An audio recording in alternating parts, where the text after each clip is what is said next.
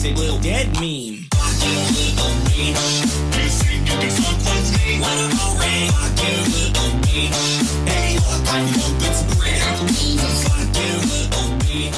Hey everybody, welcome to the Snark Tank podcast, the show where what was it? The rules are made up and the points don't matter. Yeah. I'm your That is Are you not Drew Carey or the you're- British guy? That's our slogan. That's not. We are copying Whose Line Is It Anyway. I know because I've recently watched that whole show. I watched What show is that? Wait, you recently watched it? Yeah, my roommate loves it. Like, he loves it. So we sat down and we watched all, like, 13, 14 seasons of it. Is your... No, I don't want to say it. It's okay, look, because that's a very legacy show that I know it was a fun show, but I just can't imagine watching it other than seeing clips right now. I watched all of it. It's... I don't know, Brady, man. they're fucking talented guys, man. It is so damn funny. Sure. That is such a weird show. It is. Because it is like an example of like wildly wholesome television that is also really funny. Like, I haven't seen a show mix like those elements all that well in like a long time. Probably ever. There's a lot of innuendos in it, but it's like a good show. Yeah, but it's innuendos in the same way that like there were innuendos in like SpongeBob and fucking shit, yeah. SpongeBob and like all. Home video movie. What was it? America's Home Funniest Videos. Oh, I hated that. I love that show. That is like so. Hey, look at me! I'm Oh my God, Bob I'm gonna Saget. kill my dad. Dude, there were two America's Funniest Home Videos. There were several actually, dude. Was there? Well, I'm talking about the big ones. There was the true one that I liked. The which one was true. Tom Bergeron. Yes. Doing AFV. Okay. Is what it was called, I think. And then there was fucking Bob Saget on America's Funniest Home Videos, and I hated. Classic. I hated Bob Saget. Then there was Alfonso Rivera. Actually, he did it as well. He did it too? Yes, I didn't know that. He did it do- later. okay. It was after. It was when we had no use for network television anymore. Like we're on watching porn on our computers. Like, we're not using TV for anything other than video games. Like, it was before streaming and during like the video game era. Though you gotta give Bob Saget his flowers because his impressions were the fucking best because they were the same for every single They were thing he dog did. shit, bro. They were dog shit. But that's what made it so good. That it was so Wait. bad that it was. I don't know. I watched it because of how stupid it was. Yeah. Guys. I mean, I watched a lot of it, but I hated it so deeply. Like, I hated every time he would be like, "Ah, look at me, I'm running around." And it's like, shut the fuck up. I just want to see what this video is. Like, it would be the videos were up. Like, the videos were less funny because of him, and I can't believe that. And he stayed on that show forever. Dude, he was on it my for a my while, perception man. my perception of Bob Saget was fucked because like my introduction was Full House, course, and right. then I saw AFV or America's Funniest Home Videos, and I was like, why the fuck is this guy famous? Like, what is this guy doing? Like, I really hated him. Like, child me hated Bob Saget with like a burning passion. I was like, why is this guy just present in things and making them worse than they otherwise would be? Dude, I didn't like Full House. I didn't like Full House. He's not good. Well, though. That's because you're Well, not look- like white. That's why you didn't like Full Yeah. House. You're not actually. I- You fit into that group until moments you very much so realize you aren't. It's just like, oh Yeah. damn, I guess I'm not exactly this. Yeah, I remember people. I don't know. Like, I remember feeling like, yeah, I guess I'm white, and then I would watch a show like that, and I'm like, I can't be. I can't relate to this even slightly. This can't be me. This house is enormous. This Right. family is unfractured. I don't understand. There's no tension between a mom and a dad for reasons that aren't disclosed. What is this? Is impossible. Where are they cleaning? Where's the Spanish music? Something's wrong here. Yeah, it's just all wrong. Like, everything about it was just so bizarre. But I guess the thing for me was just like Bob Saget just was such a pussy ass presence that I just couldn't. And then I saw his stand up and I was like, what the fuck? That's it for me. That was the moment for me when I was like, yo, this guy is making a lot of jokes about fucking underage people. Like, a lot of, like, this guy's making Just like several winking, and just jokes nodding, about it. like. And I'm just like, all right. Because Yeah. wait, Yeah, he was a but- savage. we're talking about that era of TV. So I watched AMV with Bob Saget on channel 1. I'm pretty sure, like channel 1 or 3 or something. AMV, like really? Anime music videos? No, sorry, AFV with Bob Saget. My apologies. Yeah. Can you imagine? Can you imagine Bob Saget doing little voices over Breaking Benjamin X Naruto? Yeah, I can't do this. That's exactly like, hey, look out, Naruto! I'm gonna kill you. I'm Naruto. Look at that. Look at my hand signs. I'm going Super Saiyan 5. But wait, let me. wait. There was a show. There was two shows that would come on there as well. There was a show called Shop Till You Drop, where you had like a minute to go around and shop, and there was another. I remember that. I knew it. I knew you'd remember. And there's one other show called Smile. You're on the Candid Camera. Candid Camera. I remember watching those shits and being like, because they looked really old when I was young, and I didn't know. Yeah. I didn't know if they were being recorded now with like really bad equipment. Or that it is so fucking funny you say that, because I remember watching Candid Camera when I was a fucking child in like the late 90s, and I thought this is from the 50s. I genuinely so old, and it was like always wasn't it like shitty CCTV type of cameras or something? Sort of, yeah. It had to be those things. They used, well, first of all, the guy who was the host was like it was like Bob Barker but out of focus, you know, like he had no real identity other than like he was definitely an SCP. He was definitely like something that existed in that place only, and people got pulled there to play the game. He's like kind of Clay Aiken in the sense that like he really only exists in 2006, and like that guy, whoever was the host for Candid Camera, like I don't think I ever saw his face. It was several dudes. Because the camera quality was so low that you couldn't.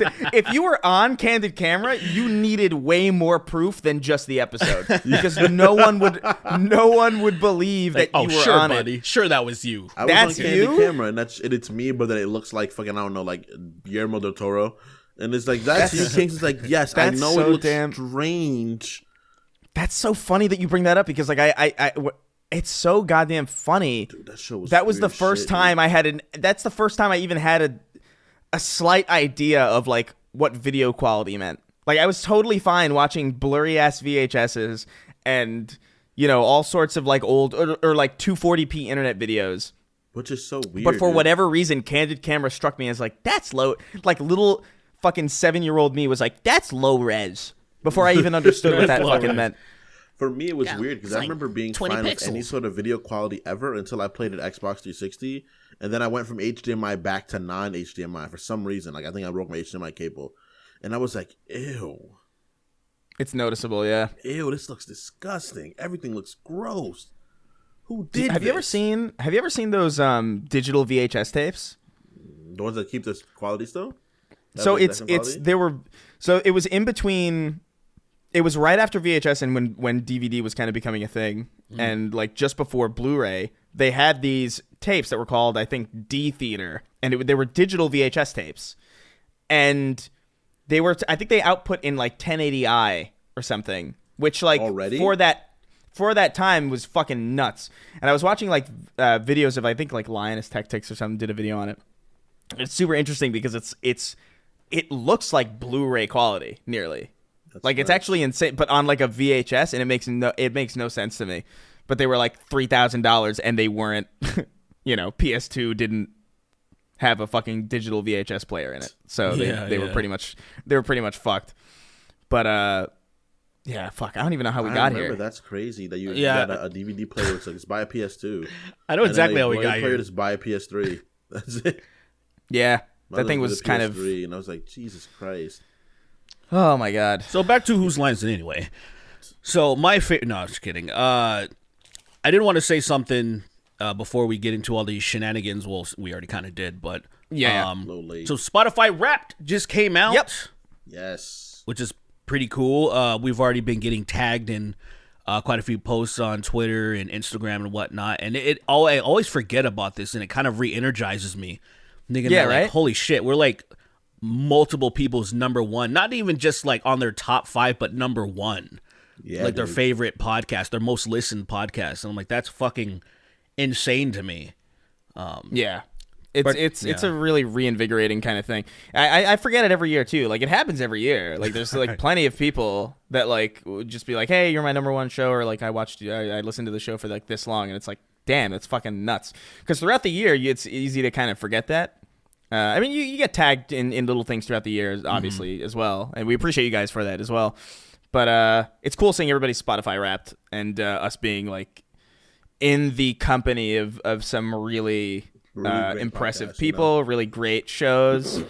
I saw one that had us number 2 behind Super Mega, which that's unacceptable.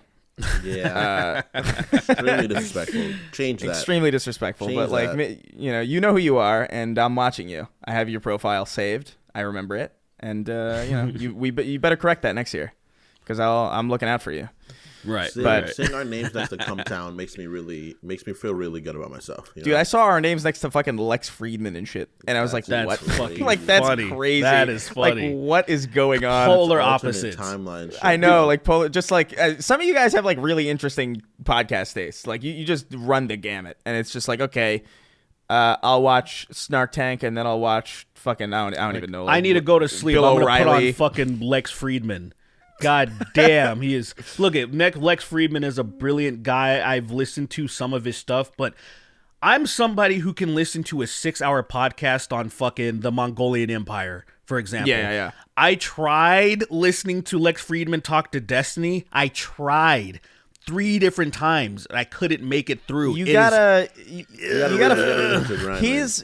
to be talking to somebody that you're really, really interested in order for it to like, because he does have that kind of like Ben Stein kind of monotone, very kind of quality to monotone, him, which I guess a lot of people do like. It's very comforting to them. Yeah, it works. Yeah, I understand. I'm not even a hater of him. It's just more of a like. I was okay. So the only reason I was even listening to that in Destiny is because Destiny has gone through a metamorphosis. If you guys remember old school Destiny, and he talks about old school Destiny, how much of a piece of shit he was, how hostile he was. I love him yelling at women, bro. So funny. Well, see, I feel like he hasn't shedded that yet. I feel like he's still kind of on that, but mostly he tries not to just freak out on people anymore, which used to be his old bag. We've had actually some back and forths back in the day. And I guess we've all probably have. And I wonder now though if he still has that disdain, because he had like a specific disdain for me because I defended, and I still stand by this, JonTron. I was like, I think JonTron, like a lot of people, were kind of caught in the hype of some really dangerous and stupid rhetoric. Oh yeah, and I don't think he genuinely, like, in his heart of hearts, is like, this is my bag. This is what I've always been about.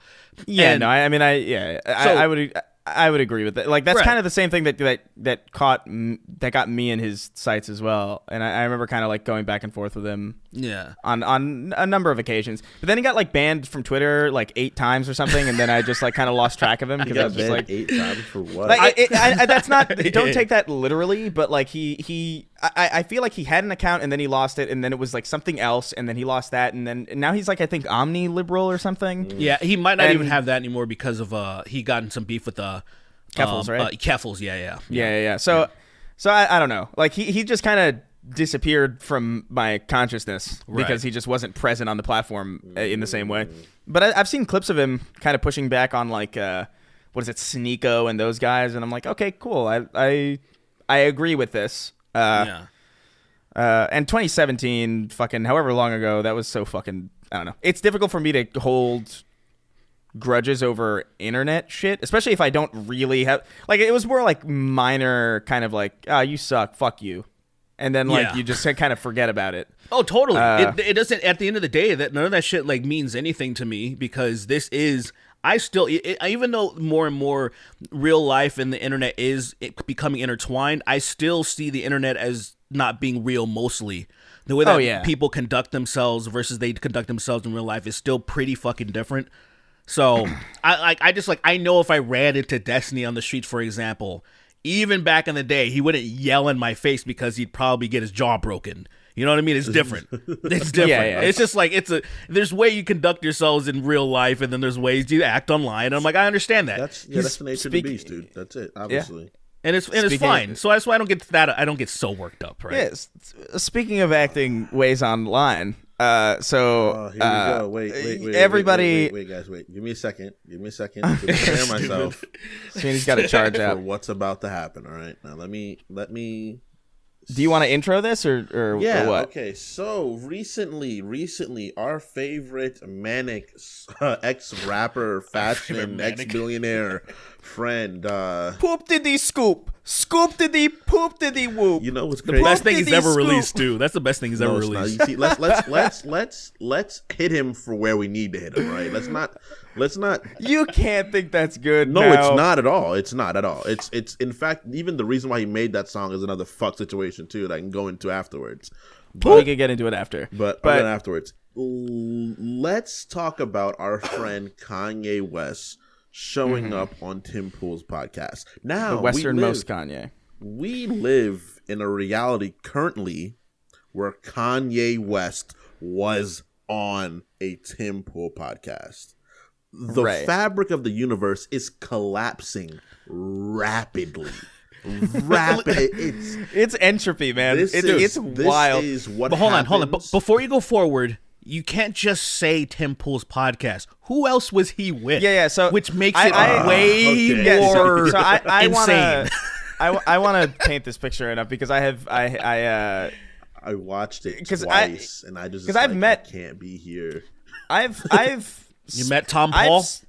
I've spent a decent amount of time with both Tim Pool and, I mean, to a lesser extent, Milo. I met Milo. Oh, you met I think, Milo? twice. I met Milo twice. Yeah. Interesting. It was like an early like Twitter meetup thing. I don't remember the context of it. This was like 2015, maybe like 2016, like really, really fucking early. And I think again he just showed up at a thing that I was also at. That was a complete coincidence. But so Milo Yiannopoulos, and who some of you might remember as like he was like a big figure around the Gamergate time, and then he became a part of like a vague part of the Trump administration, but not really. And then he like kind of got his entire life ruined by that, and he like he went on some random site, I don't remember which one, and swore vengeance on the Republican Party. He was like, I'm going to destroy the Republican Party for what they've done to me. I'm living on a path of vengeance. Do you remember and then what shortly afterwards Like he a said anti-villain. Go ahead. shortly afterwards, this is like a very right-wing guy, by the way, very right-wing gay man, and shortly after that he was like, I am ex-gay now. I am not gay no more. I am delivered. I am delivered. I am delivered. And I like women. So he's been on this kind of self re-education tour lately. Like for the last like several years, he's just like dressing very like boring and like reading the Bible everywhere. Even in that picture that they took on that weird on the Lowly Express of him, Kanye and Nick Fuentes on the plane, he's reading like a Bible. And it's like it Chris, comes. I want to let you keep. I want to let. Sorry, I don't. Sure. I'm gonna let you finish. Oh my god, this is ridiculous. Did you see who took that picture? And then I'll let you finish. Did you in the mirror? Did you zoom in? Yeah, it's Chris. That's Chris. How? Like, Isn't that funny? why is he on that fucking plane? I don't know. It is so funny to think that I am like 1 degree removed from Kanye West in a very real way. That is so bizarre to me. But so he's living the ex-gay life now, and it's so funny watching like people comment on this because it's like people change, bro, and it's like you don't. That's not real. Listen. If you're gay, if you are actually gay, that doesn't change. That doesn't change. Like if you're, that's like being unblack and like, oh, I was a black person for a little while, but I no longer am. That's not me anymore. Look, I'm now Indian. Look, let me just say this. Yeah. I'll just say this. Yeah. Women have been a large source of stress in my life. Everyone's life, probably. Unfortunately, I am straight. I don't know if I would choose that sincerely. Like if I was like an angel, like picking my build and understanding like, okay, this is the time you will grow up. You will be born in 1993. Like what will your build be? Knowing all the facts, knowing everything, I don't necessarily know that I would choose straight. I wouldn't. So it's not a choice. I would choose wouldn't. asexual, to be honest with you. That's what I would choose. I would choose completely like zero. No, I would choose the gay as shit button. Like 100%. I would choose definitely granted passing gay, definitely. Exactly. Well, yeah, I mean that's most gay people. Like most gay people are not flamboyant. Oh no, absolutely. But I'd be like I'd just be me currently. Like Neil Patrick Harris, kinda. Yeah, like most gay people I know, you wouldn't know that they suck cock unless they told you. I'd be like fucking like Dwayne The Rock Johnson. We're going up. The point is that's not a choice. He is still very gay. Everybody who believes that is fucking insane. But anyway, so Milo's been kind of edging Kanye into this sphere, and he's also on the plane with Nick Fuentes, who is. I mean, look, let's make understand. I need you all, everybody listening to this podcast, to understand who it is saying this, okay? I need you to understand how very rarely I have said this about anybody. And take that into account. Understand the weight of that. Nick Fuentes is absolutely a white supremacist. Absolutely, without a doubt, bro. Without a doubt. This is not 2016. He's everyone's racist being called a Nazi because they have right-leaning views. Yeah, this is not. This is. I can't express to you enough how hilariously he's a white supremacist this kid is. It is wild. Could I just want to plant a little bit of information in people's heads that aren't aware of Nick Fuentes before we move forward. Why he says this unequivocally, I just want to back it up with just a few little kernels of truth. Where number one, he went to the Unite the Right rally at Charlottesville, and he was so proud of it. He was so proud of it. He was so happy with even knowing that someone got killed and everything. It was a huge success, right? Yeah. There is clips. There are just endless clips of him saying horrible shit. Like, for example, he's against interracial marriage because he doesn't want the white women to get beaten and up on drugs and stuff. Blah blah blah. There is Nick Fuentes' deep dives are so funny, dude. It should also be noted that he's not like a comedian. Like there's no he doesn't have like there's no good timing there. There's nothing funny about it. No, what I'm saying is like he's not being outrageous for the sake of like, oh, how funny is this? Like it's not like he's not like drill on Twitter or something. You know what I mean? It's where you're reading the shit and you're like, what the fuck is this person? Yeah. This is a man with political aspirations who believes this shit and codes language in a way that like it's so obvious. Like there are maybe like 3 people on the face of the earth that I would say this about, probably, that I'm inherently aware of. It's Richard Spencer. It's Nick Fuentes, and probably just a janitor that I knew personally. that I like there are very few people that I would right now. There are very few people I would levy that to, and I need the weight of that to really stick into people's minds when I say this. I personally know is a white supremacist. Like I know that guy. I know he's one. Whenever I met a guy and he was saying things and I was like, all right, that's interesting. and then I left. But so that's who's on the plane with him, and that's who these are the people who are behind his presidential campaign, his Yay 24, and it is so damn fun. So anyway, he went on Tim Pool's show. Kanye ranted about how like they're taking everything from me. They've taken billions of dollars from me. They're going to put me in jail. And then he goes like, oh, but we can't say who they are, can we? Because he's referring to the Jews. Yeah. And Tim Pool's like, nah, I don't think it's the Jews. Which, like, credit to Tim Pool. Like, I won't necessarily give him too much credit because he still fucked up majorly in a lot of ways. The fact that he like introduced Nick Fuentes as like, oh, people say you're a white supremacist, but you are hanging out with a black man. It's like, come on, dude, you know that's like, not how that works. That's so dumb. That doesn't mean you could like soul food and be a white supremacist, even though a black person cooked it for you. Like that doesn't mean anything. It's just it's very dumb. It's very dumb reasoning. But the thing is that I want Tim Pool. The thing about Tim Pool, right, is that where he differs from all the others is that there's sparks of logic in him. Like you can see that sometimes There is a I sensible disagree. I think he's just person. a huge grifter. I think he's just a huge grifter. You know, he's a That's all I grifter. He's a grifter. He obviously. That's all I gotta say about him. Well, the reason that's true is because I think Derek is right. I think he's just, you know, he's doing what's good for his show, and like to his credit, it's great for his show. Yeah. It is.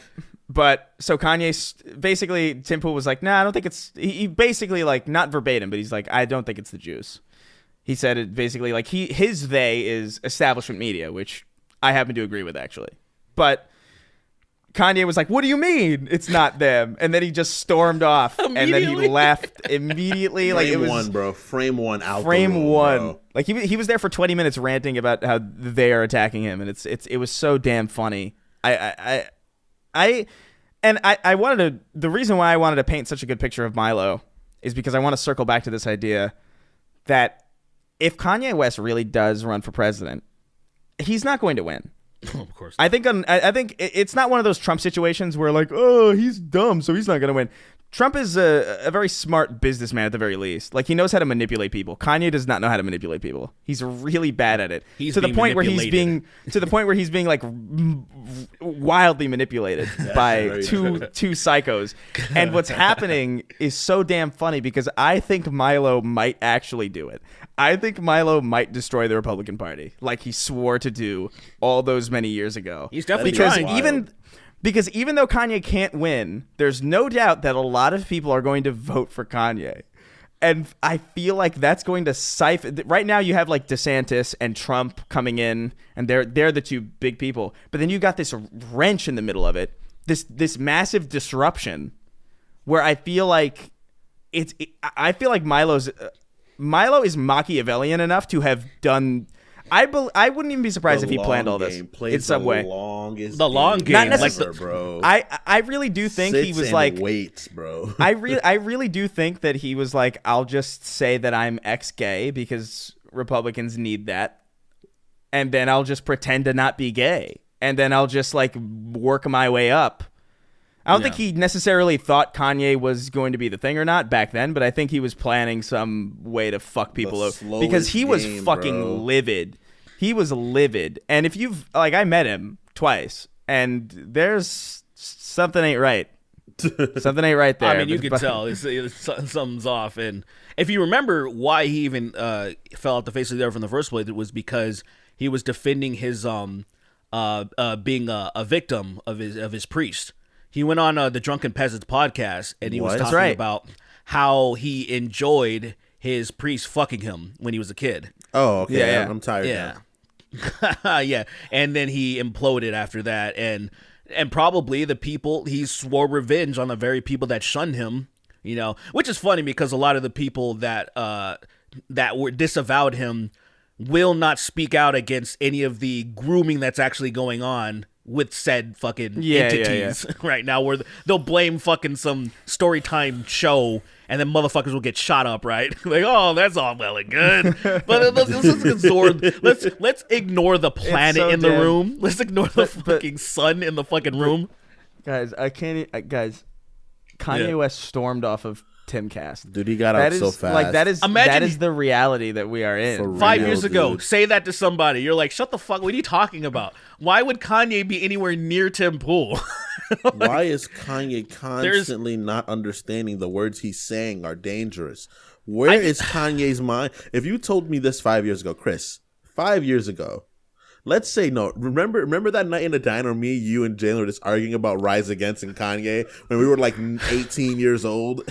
Could you imagine 10 years ago, you told me Kanye West would be storming out of this grifter Republican fucking podcast? I'd be like, shut the fuck up, you stupid bitch. Look, man, I have not liked Kanye for a very, very long time. To the point where I don't even remember why. Like, there was something that set me off in like 2009. I know that. Where, like, I saw him say something or he did something, and I was like, what the fuck is this? Was it not Taylor Swift and the whole thing? Because that's when Obama called him a jackass. Because I didn't give a shit about that. He's a jackass, Bo. Hey, Bo, he's a jackass. And Bo's like, you agree, Bo? Yeah, Bo's like, yeah, press this button real quick. Do you remember when Obama... Is that what you just brought up when Obama called him a jackass? Yeah, he's a jackass, Bo. I love that video. I don't know, man. Like I never liked it. He always seemed like he was just rambling incoherently. He always seemed like just out of it. For a period of time, it was just outspokenness, right? And though it was never derogatory, it was outspokenness. And then what happened was problems started waving their head. And me being someone that was a huge fan of him, we just dealt with it as like that's his creative nature. You know, he's gonna say outspoken things, and it went from that to just straight up, just antithetical to thought shit. Like when he said the whole thing about black people, like what you call it? You talking about the 400 years? Yeah, it's a choice to be a slave, right? Yeah, that was in that statement. Though the statement is extremely inflammatory, and that's not the way you say things. Similar to even with the whole thing you said about the Jewish people, right? You can get your point across and not be prejudiced. It's so easy to do that. Say things but and his, not. But his point is no, but his point is prejudice. I know. But he could have said there's ways to say things to get your point across. No. You're going to bat for him a little. No, I'm not going to bat for him at all. What he said is extremely inflammatory and dangerous to people of those groups. And he has to be aware of what he's saying, because though his dumbass thinks he's not doing anything wrong and he's not endangering people, he's going to have people that are going to use him as a platform to do other fuck things. Well, I just want to say real quick one reason why, because the elephant in the room with a lot of bigoted and anti-Semitic people, they keep bringing up, and Kanye had a list. He brought a list on his phone of all these very powerful Jewish people. And one thing that a lot of people skirt around is the fact that there are a lot of prominent Jewish people in a lot of industries. But the question that's never asked is why. And I think it's the same fucking question. It's the same answer. Say, I used to work for Newegg. Mm-hmm. And Newegg is a Chinese company that would compete with Amazon, until Amazon absolutely crushed them. Devoured. The people that were working in there mainly were Chinese folks, and a lot of them, for example, maybe weren't even that qualified, but it was just like, these are my homies, I'm going to hook them up, I'm going to give them jobs. I want my people to thrive, I want my people to be, it was like a community thing. And I think a lot of people don't fucking understand that some people have some of the highest fucking jobs in the world. They want to hook up their friends and their fucking family. That's the thing, right? Growing up in New York, that thing, right? Sorry to interrupt you, Chris. No, it's okay. I was just gonna say that growing up in New York, especially, you just come to realize that Jewish communities are really strong, like tightly knit. Like they have a way stronger sense of community than anybody. Like they have a sense of community that most groups really should. To be quite frank, exactly. Like it's frustrating to see from outside, because it's like, why can't we just do that? Latinos, we get close to, but then some stupid bullshit about how you pronounce the B or the double L in your language makes us be like, fuck that guy. But it's crazy, because anyone that knows media knows there are a lot of Jewish people in a bunch of high places in media and shit like that, right? There's nothing wrong with saying that, but the way he brought it up is just wrong. Like you don't say shit like that. It's how they all bring it up. They all think it's like some nefarious thing. What happened? That's the problem. They think it's the problem is identity politics, and it's always been. This is literally what we've been telling you for like the last 7 years. We were totally fucking on the money. We were totally right. Everybody was a fucking psycho to us for no reason. We were telling you literally, the idea that it's the Jews is insane. It's just like those people on BuzzFeed being like, it's the whites or whatever, you know? It's the same shit. It's like, it's not white people. It's not black people. It's not the Jews. It's people with a lot of money and a lot of influence. Whether or not that person is of a particular persuasion or not doesn't matter, because the type of group that they are as a collective are rich, powerful people. And there are rich, powerful Chinese people, rich, powerful black people, You'll never see a poor person in one of those at the head of Amazon. Yeah, like that's not. It's physically impossible. Yeah. And that people ignore the very real, obvious class divide as that's the real problem. That is the real spine of the problems that we're all facing. Yeah. And instead they go, oh well, no, it's It's not rich people because I want to be a rich person. Yeah. And I could be a rich person, and how would I feel? But I can't be Jewish if I'm not Jewish. I can't be black if I'm not black. So it's like I'm gonna shove the blame on this group of people that could never conceivably house me. I think that's what it is. It's stupid. But what happened is that we said it in on stream because we were on stream talking about it before. It's the idea that the seed, the problem where it comes from is wealth. It all starts with just allocation of wealth. The rich don't want to not be rich. And then what happened is they tricked us into letting it be about race, religion, culture, and all that bullshit. And now those are problems. But the seed of all those problems is wealth. I 100% agree with that. I also want to say, because I've made this point in some of my old videos about look around the world where the demographic, the ethnicities, or 90-something% whatever in their country, and what's the biggest problem? The class divide, right? Because they all look very similar to each other and have very similar skin complexions, but it's all that class shit, right? And the fucked up thing is the class thing also contributed to the racial divide because, for example, you had rich people who were lighter because they did not go outside and work. They did things to separate themselves from people that worked in the fields, people that were darker, and that carried over into cultures and other ethnicities.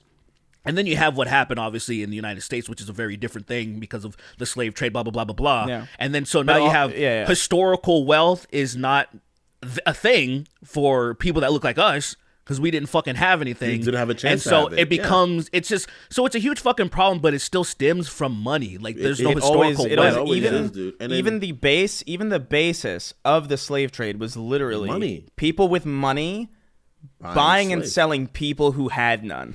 Yep. It's racial on the surface, of course, but there are, I mean, it's not many, but there were white slaves as well. Like that's a real thing. That is really a thing. The Irish, that's not like Irish was enslaved. I'm not mistaken. The Northern Irish. So it's these superficial things. It's like, you know, I love that. Sorry, I love that the whitest people on Earth, the whitest people on Earth were not considered American. Like they were. The Irish were considered. The Irish were considered historically swarthy. There are images of Irish people, like old anti-Irish propaganda, where it would be Irish people that looked like chimpanzees, like Neanderthals. And I was like, that is so unbelievably racist. Like that is just crazy. So out of pocketly, like it's chef's what kiss on racism. Earth is going like. Look, I don't agree with prejudice at all, right? But someone looking different from you is if I saw a person that was just straight up blue out of nowhere, I would be a little like, whoa, that's a little off-putting. But this person could have a kid with you, and then the kid could look just like you. Like, there's no big difference. But nah, man, they're from Ireland, and they like potatoes, and they're different. And we gotta get rid of them. It's just, I don't know, man. Like, if you're really out there, and you're like, the Jews are doing this, or the whites are doing this, or like, I can't help but look down on you. Like, it's just a really profoundly surface level and really just not intelligent perspective that I can't entertain. What happened? And it's sad that Kanye. It's sad that Kanye is this far gone. But as somebody who again has not liked him for a long time, I'm kind of reveling in this. I wanted to. I just want. So I might have mentioned in one of the older podcasts that Tim Pool invited me on his podcast, and I couldn't do it. I couldn't pull the trigger. I just. Morally, I'm in a place in my life where morally could I associate with this guy? I genuinely believe he's a grifter and he's actually helping destroying American politics. I truly believe that. And so can I actually be on his show and not feel like shit? And ultimately I was like, no. However, when this Kanye thing happened, I reached out to him because I'm like, bro, basically all I want to get in contact with Kanye West. I want to have a genuine. I need to talk to this guy just to know.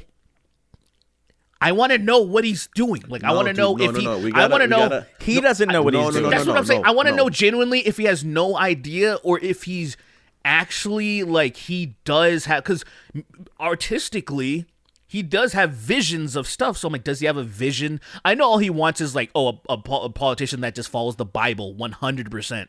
You keep saying that, what but I happens wanted, is this, I want, right? I need to talk to this motherfucker. No, let me talk to him because I think I could bring him back. Well, I think I could bring him back. I think he's gone. Look, he's very likely he's gone. You know, it was tragic when Kanye West died in that horrible fishing accident in 2015. No, in that car accident in 2000, like fucking. No, seven. I think that he probably got a Kanye replacement, and then he left this earth after Donda died. Like after his mom died, because that's when he really. That's when the switch. I think he probably got a replacement, and then he was like, "I want to go hang out with my mom." Not really. He made that whole comment about George Bush hating black people, right? It's not even that. That was well before talking, that. I'm talking. That was appreciated though. Yeah, dude. There are so many interviews over like the last 10 years of Kanye just being like, I'm a fucking metal detector. I'm flying through the sky and people can't touch me. I'm Jesus. My legs are tripods. No, Donda died like 13 years ago. She died a long time ago. Like, she died when I was in middle school still. All right, well, he's fucked up then. There's no fixing him. Middle school. And like, unless you can pretend. Wait, we can Big Mama's house Kanye. Oh my God. She died in 2007. Yeah, she died when I was in middle school. Okay, all right, no, we've got it. Sweeney, you will Big Mama's house. You will dress like his mother. Why would I do that? Why would I do that? That's so. You can fix it, Chris. As someone who also hold on. I need to hear this. Just because Chris, you don't want to be seen as gay for cross-dressing, that's too big of a deal. And don't be a bigot. First of all, you think I don't cross this already? You're assuming shit. But first and foremost, as someone who has a dead mother and it's very, very, very trauma-inducing, I would never do that to somebody. That's okay. I'll do it. Never do that. All right. I'll do it then. You're gonna do Big Sweeney's house, man. I would do Big Sweeney's house. I have no cross-dressing, dude. Cross-dressing is light. That is something like you don't have to pay. You don't have to pay me for that. Isn't that funny, by the way? That like cross-dressing is like a really common like American thing. Well, like in media, it's common for black men, especially to cross-dress. It really, really, really, no, really I understand. is. I understand what you're saying. I don't care about it though. What you're saying. I don't care about that part. What I'm saying is like if you really go back in American culture, there's like a lot of like most of your favorite comedians. Most of your favorite like straight white male comedians have cross-dressed. Like there's fucking Chris Farley cross-dressing. There's fucking Robin Williams and Mrs. Doubtfire. There's obviously like Big Mama's house. There's fucking Bugs fucking Bunny constantly cross-dressing. Right. And then the second, it's so weird that became like if you had a cartoon that came out today, but you had the main character cross-dressed the same way that Bugs Bunny did, it would be like a whole fucking thing it's in on like Ben right-wing Shapiro's media show. Matt Walsh is talking about it. They're putting cross-dressers in our cartoons. It's like there have been for a long time. I saw a bunch of. I was trying to, for whatever reason, I needed to screenshot some of Ben Shapiro's stuff. I forgot what he was. He was beefing with Kanye, and he actually said something pretty good, actually, because obviously he's against what Kanye's doing as a Jewish person. So I was screenshotting some of that stuff, and of course I saw like.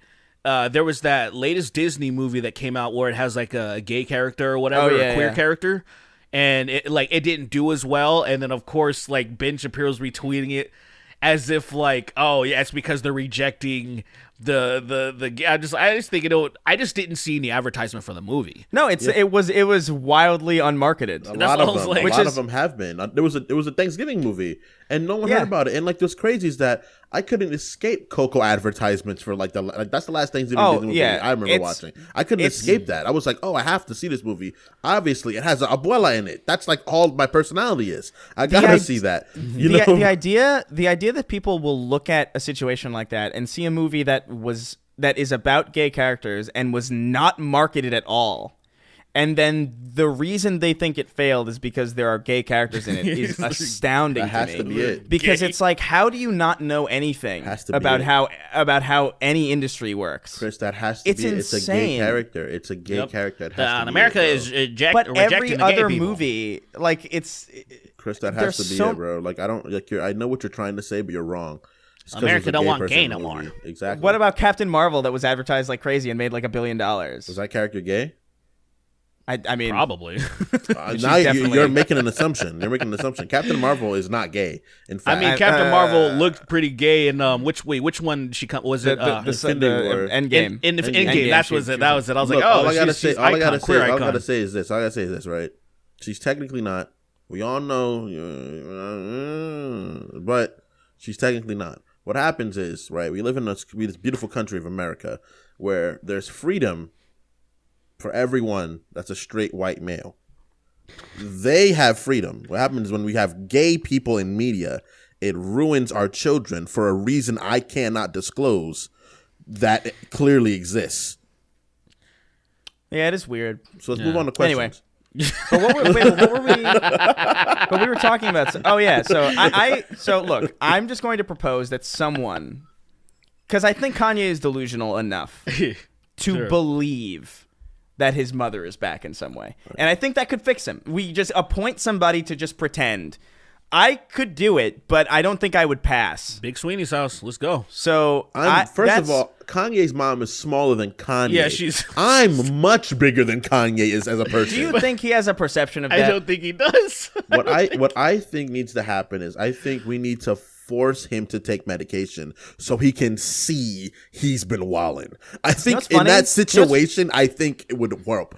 If he's what's really funny about this whole situation is that his doctor is Jewish, and he was probably just trying to get him on medications. And if he had just taken the Jewish guy's medicine, he probably would still have all of his money, and he'd be fine and sane, like in all likelihood. So it's so fucking bizarre. He probably thinks my Jewish doctor was trying to hold me back. It's a self-fulfilling prophecy in a way, because it's like he's crazy and he needs medication. So here's this Jewish doctor being like, "Hey, take your medication. You're crazy." And then he just goes like, "No, you're trying to poison me. I'm going to leave." And then he loses everything. And he's like, "See, look what happened because I disobeyed the Jewish doctor." And it's like, idiot. Yeah. If you had just listened, you'd be on top probably still. I don't know about top. Output hasn't been great. He could have recovered. But he would have been fine. If he makes one old graduation, late registration, college dropout, it's over Kingston. It's over Kingston. No. All I'm saying is that if he made, I think he took it too far now. I think now.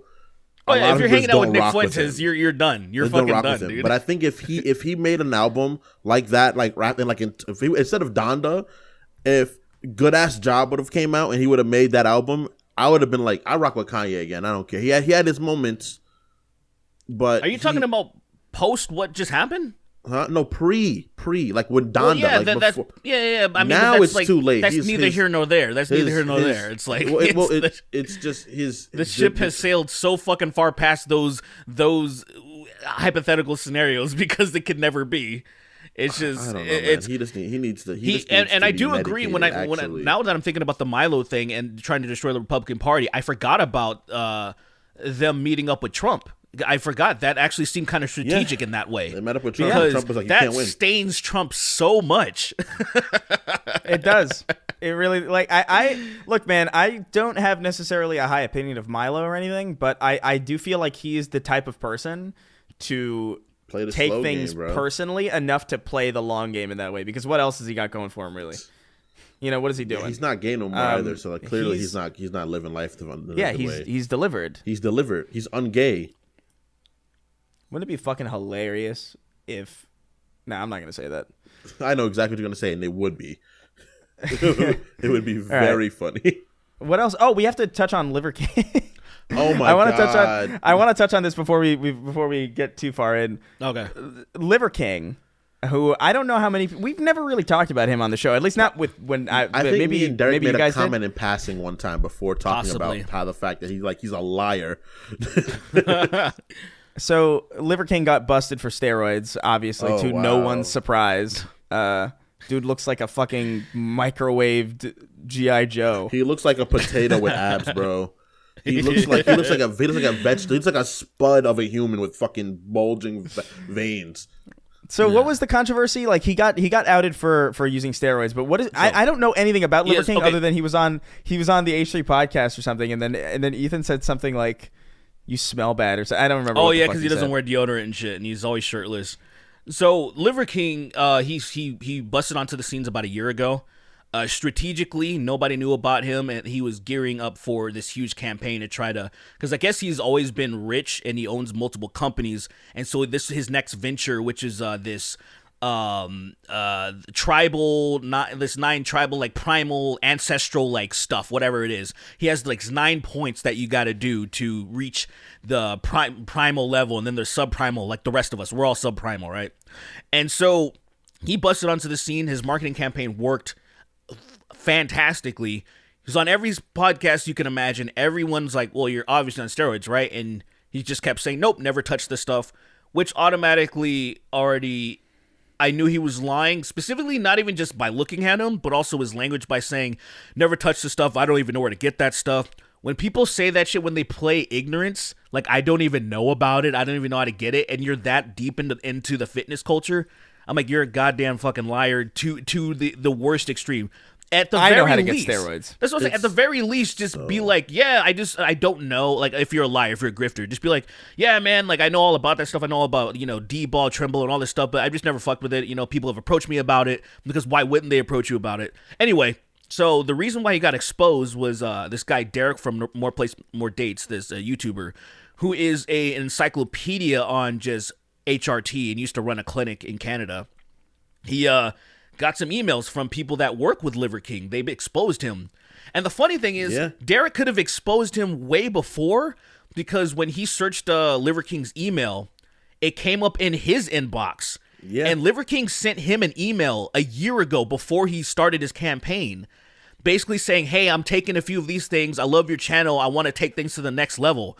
Immediately already disproving that, like, he's fucking natural. And then so the email shows all of his regiments, all the stuff he spends tens of thousands of dollars a month with human growth hormones, peptides, obviously testosterone, which is obvious. You look at the fucking guy. Look at him. It's not natural, man. I've seen one of our good friends, Joseph, right? He is the most physically fit I've seen someone be naturally.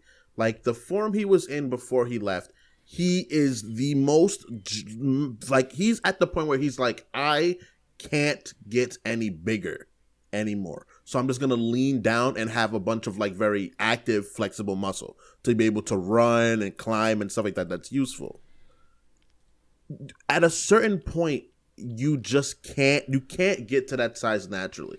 And looking at Dwayne Johnson and being like, I'm natural. You're not. It's fine that you're not. You're not competing and breaking any rules. It's fine. People that do Olympias, anyone that does Olympias, they'll tell you in a heartbeat, yes, I take steroids.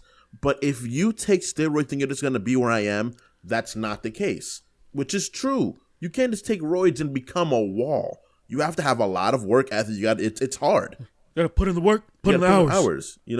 Stay hungry and devour that fucking protein.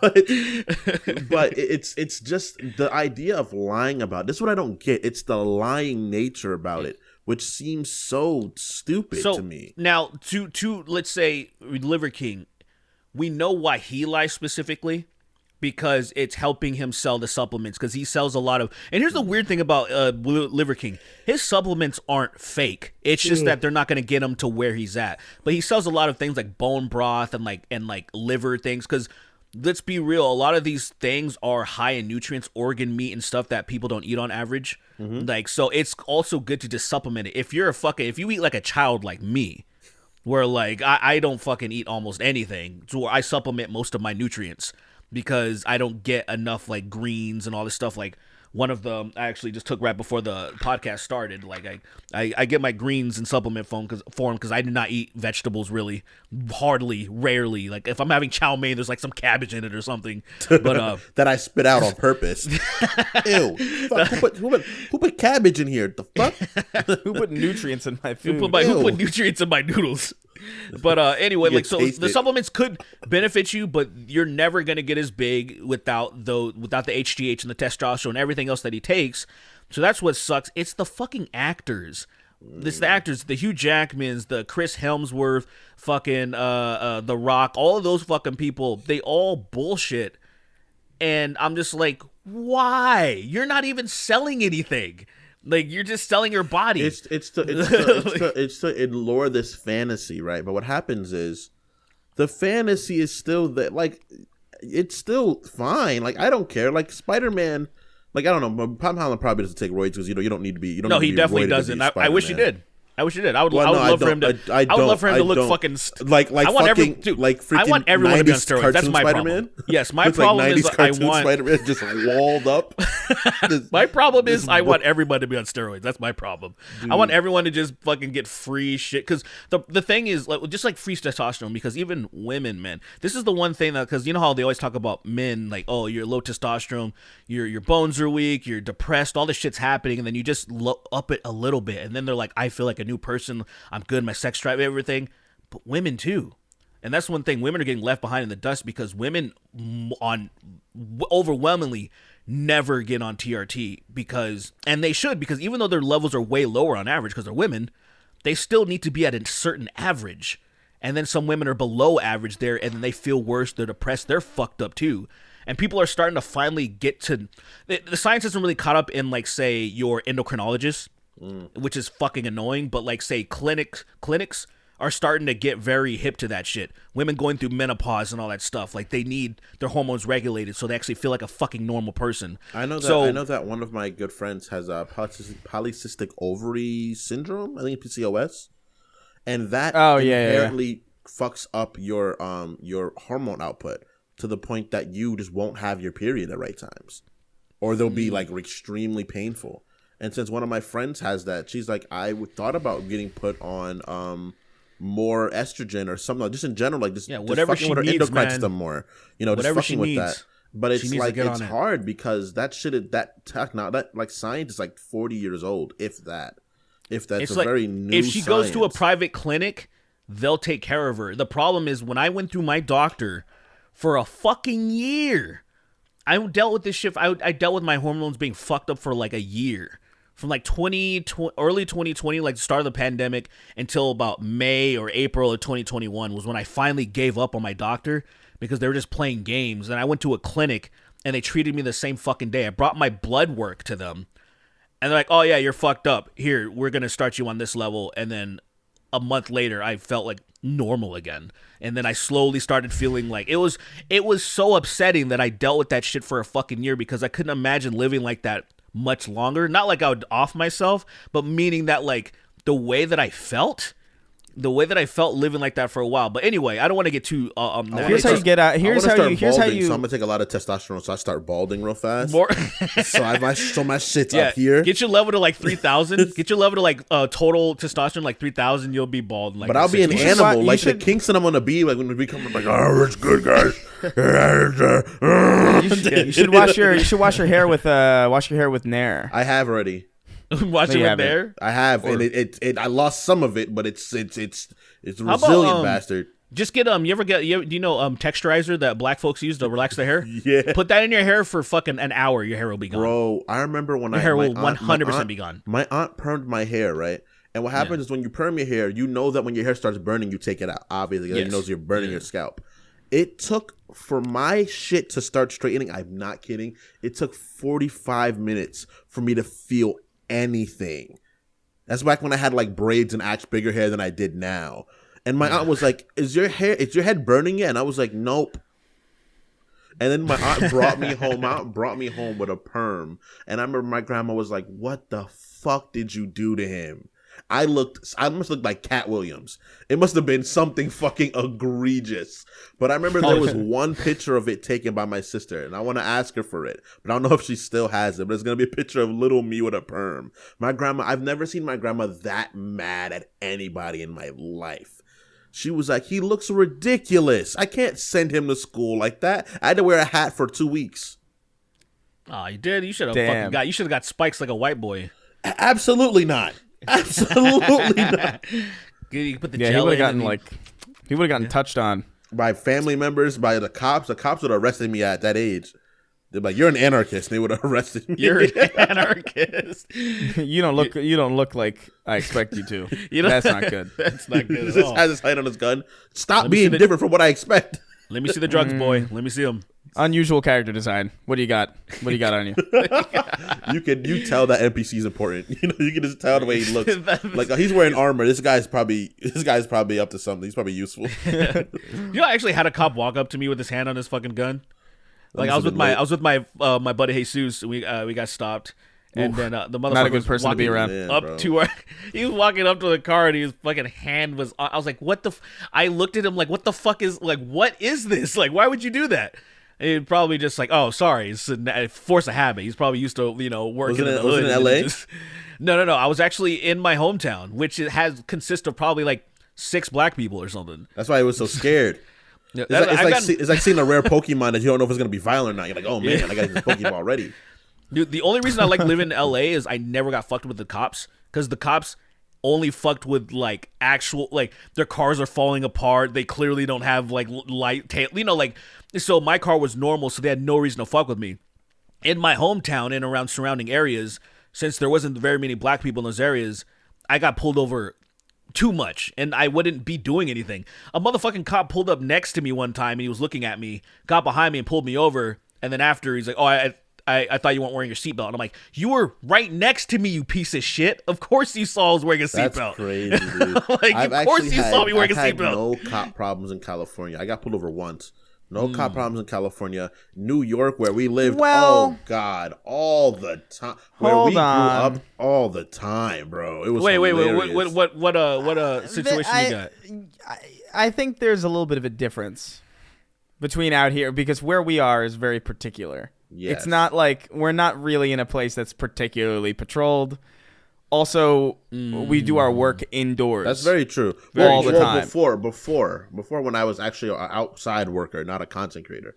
It was never. Right, really. But even then, you didn't drive. You know what I mean? That's true. And your area is pretty nice too. Oh yeah, we live in a nice area. My area was nice, but it was also very like.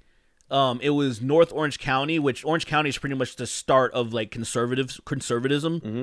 So I think that's why I got fucked with a little bit more. Just because it's like, "Oh, hey boy, you shouldn't be driving around here." At least they think, and I'm like, then they hear me. Is that why it's called Orange County? Because it's red, but not really. It's just starting to become, yeah, maybe. It's like almost red. The further south you go, just the more racist it becomes. It's pretty funny. It's crazy. I thought San Diego was liberal. I thought San Diego was very liberal. Then I got done and I was like, "Oh no."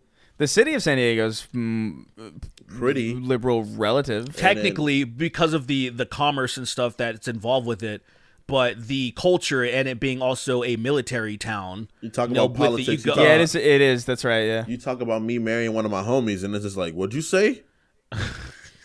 What'd you say? We don't talk about that. That's like Floyd Mayweather being like, It's like Floyd Mayweather being like, "I don't want to take no picture with some kid with some guy with colored nails or whatever the fuck." When was that? I don't remember that. I saw it trending on. I can't remember. I saw it on a Twitter account that compiles amazing knockouts. For some reason, it was there.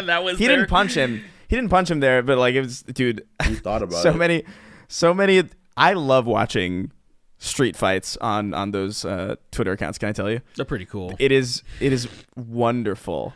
There's this great one of a guy. The story is, I guess, like some guy hit this other guy's 75-year-old mother or something. And then he walks up on him and he's like, "What the fuck did you do?"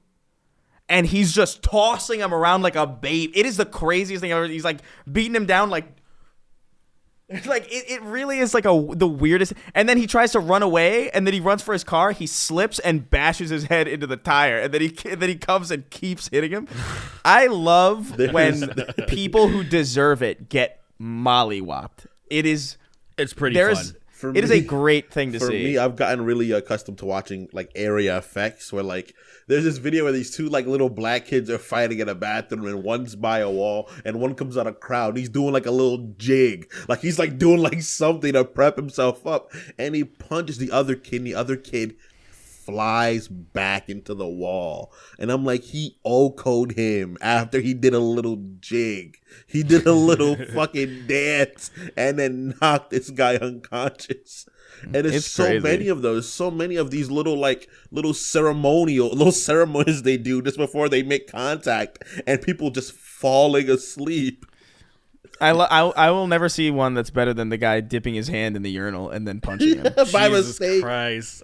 Yeah, he just punches and then he goes in the urinal and then he pulls it back and does poison damage. It is. I love that so much. Well, the best one is the grenade. The grenade is the pinnacle. The guy that has the fucking grenade. That's a different genre to me.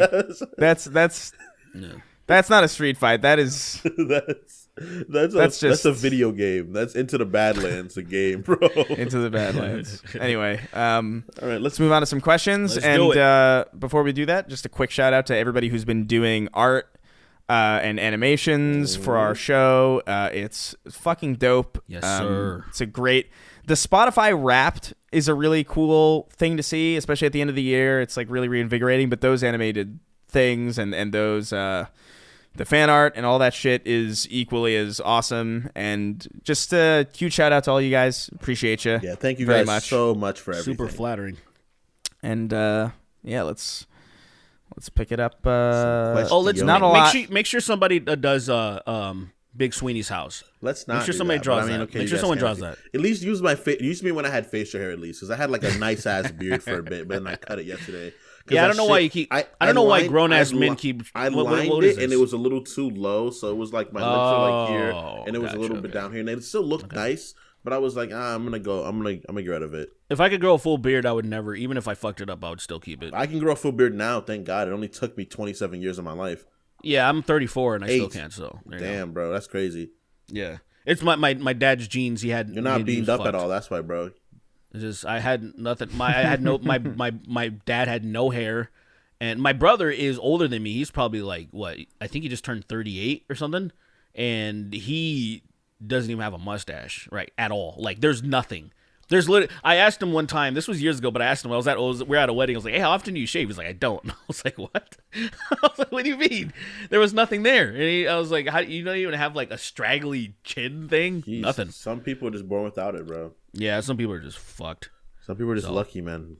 So I gotta double my testosterone, and then so I can actually get a beard. Dude, bro, start taking a bunch. Take that shit to the point that your dick's always hard. You start you start wanting to do push-ups all the time, and you can't speak. You can't speak without getting angry, bro. Get to that point. I technically could do more, but I don't want to. Do it, man. Like, fucking get it I'm done. not. I'm good. I'm good where I'm at right now. All right, you're not living life, man. All right, we good? Yeah, go for it. All right, Jon Snow invented pussy. Jon Snow invented eating pussy wrote in. He says, "What's up? The good, the bad, and the ugly. I've been watching since Chris was just hair and glasses. I can't keep donating, but I wanted to show my support for all the good times you guys have given me over the years. Much appreciated, man. My question is this: what type of futuristic technology would you never be able to trust, and why?" It's a good one. Robot pets. That. Robot pets? Yeah, never in my I'm life. totally down for that. I would take a Boston Dynamic bot right now. Oh yeah, me too. Totally. Never over. I don't know if I could love it in the same way, obviously, but like it would be kind of a cool thing to have. That's more of a fucking iPhone that walks around. It's not a pet. That's not my homie, bro. I can give it a moat. I would never hug a robot. Like I'd never hug anything that's like robotic. I can never do that. You'd fuck a robot, but you wouldn't hug one. Absolutely, because fucking it's one. That's like using a urinal. I'm not hugging a urinal, you know. I'm not hugging my underwear, you know. I'm not hugging my bed, really, you know. God damn, dude, fuck. I wouldn't hug a woman. Would I hug a urinal? Holy, that's not fuck. a woman. That's a robot. It's a difference. I wouldn't hug a woman either. I hate that Sweeney's like the bigots in like whenever there's like sci-fis, there's always those bigots that like I'm not a robots and the AI and shit. I'm not a big anymore. Remember, you guys revealing me to Mass Effect made me resent a lot of my ignorant notions I had towards aliens. I'm pretty pro team alien. Cool. Now you're basically against Edie. You're like you don't consider her like as a genuine like ally or a person. No, I do. You wouldn't. I do, but I wouldn't show it emotions that I would show a real creature. There's nothing wrong with that. There's nothing wrong with it. It could vote for whoever it wants. I'll march for it. I'll stand in the rain for it. I'll respect it, but I won't hug it. It's cold and metal. I'm gonna get cold from hugging it. By the nature of what it is, you're just like, I can't hug that. It's cold steel. This thing can't feel me hugging it. So if they become what's the point like of me hugging it? What if they become like, you know, the T-800s or whatever, like the Terminator, where they actually have skin over their fucking skeletons and shit. I'd be like, well, that's crazy. You're still a fucking liar. You're a fucking liar, but I got you. Oh my I got God. you, bro. All right. I would high five one of those things. All right. So Sweeney's is robot pets, Derek. Technology from the future that you wouldn't trust. That I wouldn't trust, man. I can't. I off the top of my head, I can't think of a single thing. Like, I think everything's just gonna be better. I think. I'll give you.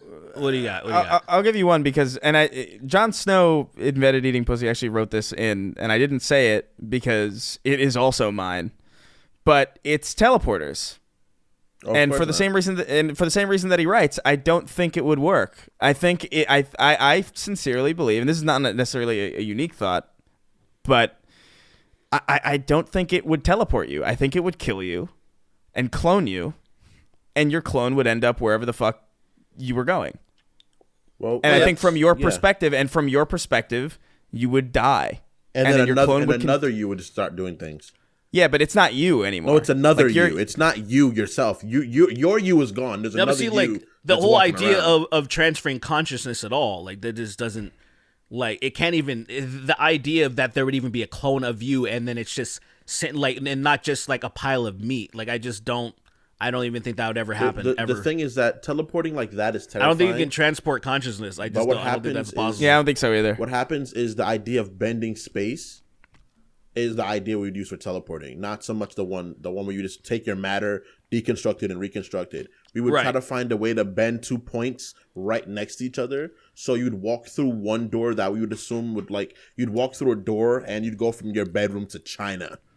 Because the 2 points in space are right next to each other. I'm just wondering if bending will distort gravity enough to where it'd be unsustainable to actually travel through that. I don't know. I don't think it would not, because that's not. But you're just bending you're just pretty much for a moment making those 2 places be right next to each other. I don't think that would distort gravity. I don't know. I'm not a physicist. I'm saying it right now. I don't know shit about this. This is all theoretical physics. Obviously, I don't know shit about this.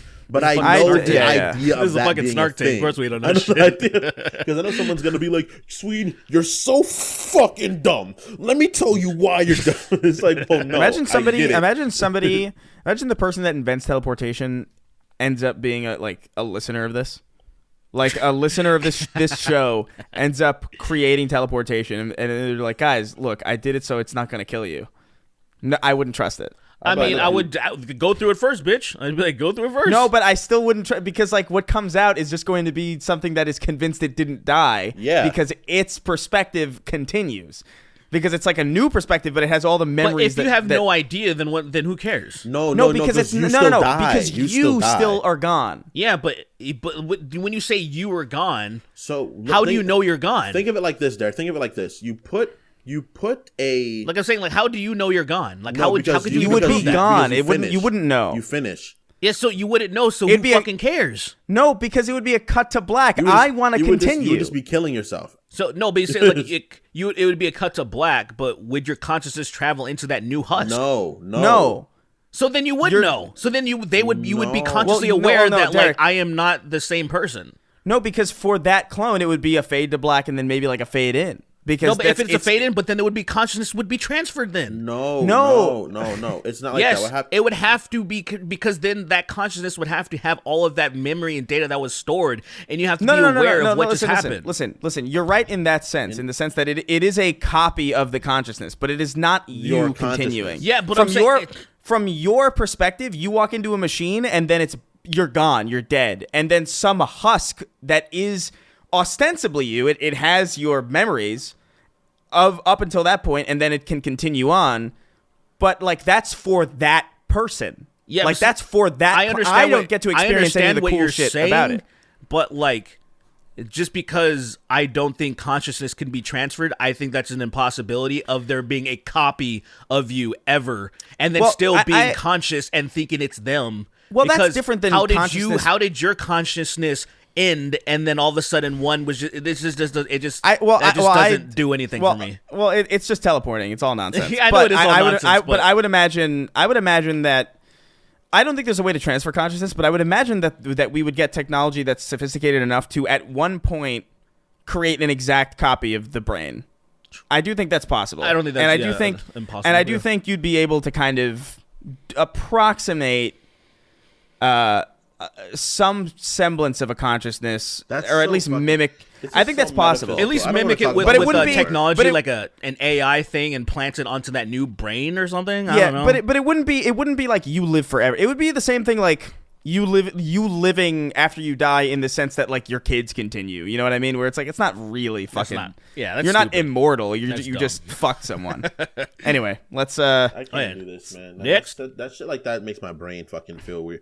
It makes me Yeah, feel we- like more mortal mean- than I am, and I don't like it. Well, look at least we all sound stupid, so at least there's that. So Yeah. All right, let's move on. At least we don't know what we're talking about enough for it to be move really on. scary. Lucian Page wrote in. He says Sweeney loves to shit on Eminem a lot, so I'm curious, what do you guys think about Dr. Dre, 50 Cent, and the rest of Aftermath? Also, Murder Inc., but that might be too old school for you guys. How do I know? Of Murder course I know what Inc.? Murder Inc. is. The fuck? what does he mean too old school? I don't know. I'm just reading. Don't How shoot. old is Don't that- attack me. All right. I need to We know are how old chill. that person Different. is. Write in again and tell me your age, because that's a wild statement to say. Yeah. That's like Snoop and all them other motherfuckers. All that like West Coast shit. I in fact think Eminem is a very talented rapper. I just make fun of him a lot because everybody sucks his dick. When modern Eminem is His new music is modern not. Eminem he- is not good. Like I don't know why people fucking ride so hard for modern Eminem, even though we all are aware that. I don't think anybody rides for modern Eminem, do they? Well, no, modern. I'm talking about modern Eminem from anything from like 2003 to like now. That was not good music. People say it was. I'm sorry, it wasn't. You can't say that's good music when people like Jay-Z were releasing like Blueprints and like the Black albums. Like that's just, it's insane to argue that. But I love 50 Cent. I love Get Rich or Die Trying. Is one of my favorite albums ever. I love The Massacre as well. Thought it was really good. Dre, I enjoy Dre. Hot. Shop on the pot, cop, chop, and drop. I like Dre a lot. I think he's one of the best producers ever. She reps California hard. I fuck think with him. he produces personally my favorite beats. Dre, Like even I personally, I mean, ever. you're You're a Cali cool kid. You know, like I'm a Cal- respect that. I even respect like that. say love Good Kid, Mad City. The Recipe is one of my favorite fucking beats. That like is modern very beats. much so. That is very much so a Drake. Sorry, not a Drake. Dre Drake fucking beat. creation. I'll Yeah. say that. I'm a big. I just I don't know, man. It speaks to me. But yeah, I am. You're I a am Cali West Coast. boy. It makes sense. I am West Coast. understand. For me, I would go easily like DJ Premier or Academic or something like that. But I'm also from New York, so that Yeah, makes okay, sense. Or that's Static fair. Select, like I get it. But That's fair. Premier is a safe answer. yeah. But I'm also from New York, and like we're. But we're, we got to talk we're about this. We got to snobby. talk about this. Wait. So the question person, why did he mention Murder Inc. again? I need to. Could you run that back to me? Oh, he just also he's inquiring about them. Oh, I guess. about Murder Inc. Because Because Murder Inc. Dre was involved with them, obviously. No. Dre was- Murder Inc. was Like all Ja of that Rule and fucking shit? yeah, Ashanti, Gotti. Gotti that started that shit. I know. No, I think I think he's talking Murder. About, That was legit. Pretty sure that was Murder Inc. record. You're thinking of Death Row. Death Row is what he. I think that's what he You're meant. I thinking think he meant Death Row Records. Yeah. You think that's With what he meant? Snoop, with Snoop, Pac, and all them and shit like that. Oh, That's you what think he meant, the question meant Death Row since he was talking about these people and not Murder Inc. Okay, But that's like because Eve and shit like that. Murder Inc. is a throwback. That is a throwback a little bit. that doesn't but- make sense if he actually meant Death Row. I don't care. I know. I don't care. I don't care about all this black music. I know. I get it. No, this specific thing. Where's this the specific guitar? Thing, Where's the guitar? No. Mm-mm. Where's the bass? the second I heard that there was a contention as to what he was even talking about, I was like, no, this is over. It's gone. We can't even agree with like whether or not it's Death Row or Murder Inc. that we're talking about. Now it's fucked. What do you Tis think an about awfully Dr. hot Dre and coffee 50 pot. Cent? I like Dr. Dre more than I like 50 Cent. I think 50 Cent's kind of. I think I'm more used to hearing this stuff from 50 Cent that was like more popular, and I didn't care for it that much in comparison to Dre, which I feel like I've heard a lot more of just through exploring, and I think I like it more. Dude, Get Rich or Die Gay is a fucking great album. And the Massacre too, man. That shit, bro. That's real. Well, the that's issue- real well, the issue- nigga music though. That is The like, issue now. The issue now is that it's really difficult for me to find albums in the sense that like because streaming is so popular and I don't know. I feel like back when we used to listen to things on CDs, I feel like albums had a little bit more of a identity or something. I where couldn't agree more, felt, man. It feels weird I now. agree. Even listening to concept albums, for example, it felt weird listening to oh my god, Butterfly. not Butterfly. At the time, it was kind of I was just getting into Spotify, really. Yeah. I was still kind of fucking with albums a little bit around that time. It was actually his latest album, Mr. Morale and the Big Steppers. Mm-hmm. Yeah, Mr. Morale. It felt so weird to me, and not only that, it was because like I watched this dude that used to work with the Hip Hop DX. Now he's called the Company Man. He has his own album. And he does these breakdowns, and I felt the same way he did about that album, where he's like, there's some on here that like the replay value is much lower. There's bangers, but then there's like a lot of replay value that just doesn't seem like when you want to listen to the album front to back. Like a lot of people making albums like that, for example, that it just doesn't feel like something you want to do. It almost feels like, let me put these singles in a playlist and then I'm done. I don't know. Yeah. So, I feel the exact but my point opposite. is, I feel so strange. my point is that it's just harder for me to feel like if somebody goes like, "Oh, this album is great," I just have to be like, "Did I hear that one?" You know what I mean? Because I know because of the amount of music you absorb and everything's jumbled together. Yeah. I listen to new shit every day, and I very rarely pay attention to the album that it comes from. It's usually just like, is this song good? Okay, it's good. Let me check out this band, and then like I'll just shuffle through their entire discography, and then I'll just like I'll add shit at random. There's a lot of like, in order to really know an album well, I have to really love that band already, and there's very few artists that I can say that I pay attention to enough to really grasp that. All I know is that I've heard enough 50 Cent and enough Dr. Dre to know that like of the two of them, I would hand it to Dre a little bit more. And early Eminem is dope. I was listening to Infinite earlier today. Yeah, that's one of my favorite songs. That is amazing. Infinite is amazing. Eminem, but that's also 1996. You been to hell? I was Infinite. No, of course, but I mean, it doesn't discredit that's amazing. No. Yes, I agree. But I would say Eminem up until the release of the Eminem show was a fantastic fucking rapper. Arguably one of the best wordsmiths ever. But that was a long time ago. People have to admit that. Yeah. All right. People don't admit that. I'm Infinite. Iron Pond wrote in. He says, "Hey there, Sween, Chris, and the follower of Slanesh." I don't know what any of this means. This question is more for Sween and Derek. First off, I want to thank Sween and Derek for talking about the Dragon Age series. The series was a blind spot for me for a long time, and after hearing you two talk about it, I decided to get the collection on sale. I'm happy to say that I love the series now and I regret not playing them sooner. Awesome. First game's a masterpiece. The second's a bit disappointing, but not bad, and the third is great. I'm with glad that you being said that.